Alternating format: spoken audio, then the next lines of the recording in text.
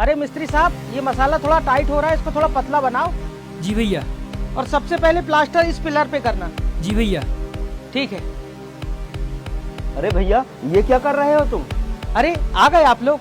कुछ नहीं कर रहा, बस अपने हिस्से की जगह पे घर बनवा रहा हूँ। जो आप लोग बांट कर गए थे, बाकी आप अम्मा से बैठकर बात कर लो। मैं आप लोगों के लिए पानी लेकर आता हूँ। अरे रुको, अम्मा से मैं बाद में मिलूंगा। पहले ये बताओ कि मेरे हिस्से में ये जीना तुमने कैसे बना लिया? जीना? मैंने तो तुम्हारी जमीन में कोई जीना नहीं बनाया भाई। अच्छा, जरा इधर आना। ये हिस्सा मेरी जमीन में आता है, आई बात समझ में? तुमने मेरे हिस्से में जीना बना लिया।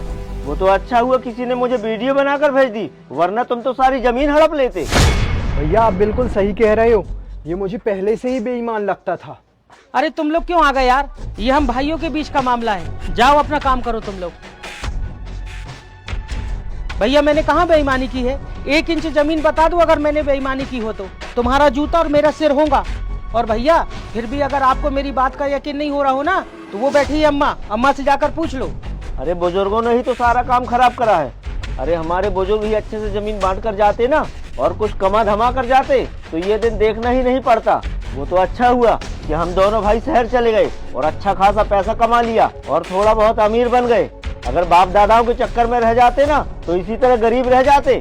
अच्छा, मतलब हमारे बाप दादाओं ने हमें गरीब बनाया। जरा तुम लोग एक बात बताओ, जब हमारे बाप दादा जिंदा थे तब हमारी जमीन कितनी थी?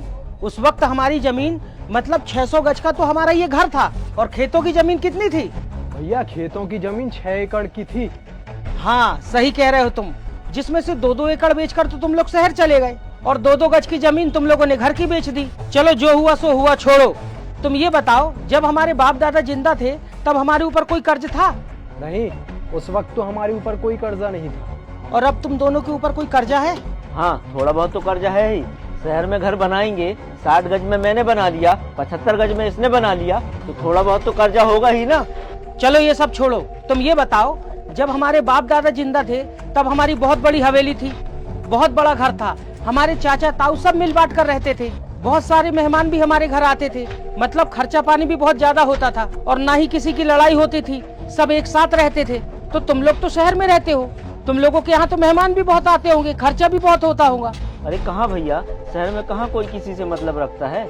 मैं अपने ऑफिस में रहता हूँ, 4-5 लड़के लैपटॉप लेकर बैठे रहते हैं, भाई अपने काम पर चला जाता है, कोई किसी से मतलब नहीं रखता। इधर आओ मेरे साथ, चलो यहाँ पे काम चल रहा है। यहाँ भाई एक बात बोलूं, गरीब तुम लोग पहले नहीं थे, गरीब तुम लोग अब हो चुके हो।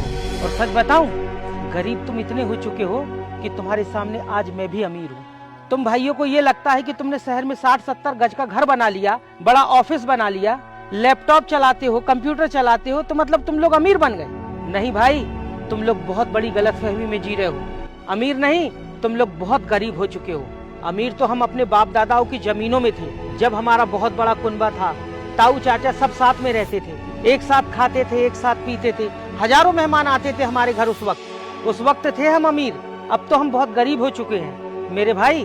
बाकी रही ये जीने की बात, कोई बात नहीं, मैं ये जीना तोड़वा दूंगा, तुम ही रख लो, इस लड़ाई को खत्म करो। भैया मुझे तो अपने बड़े बुजुर्गों की बात आज भी याद है। वो कहा करते थे, ये जमीन दुनिया को खा गई, लेकिन इस जमीन को आज तक कोई नहीं खा पाया। और वो एक बात और कहते थे, जब खून के रिश्तों में दरार आती है ना, तो मुलाकात सिर्फ मौत और जनाजे में होती है। मैं तो अपने खून के रिश्तों को बिगाड़ना नहीं चाहता, जैसा तुम लोग कहोगे मैं वैसा ही कर लूंगा।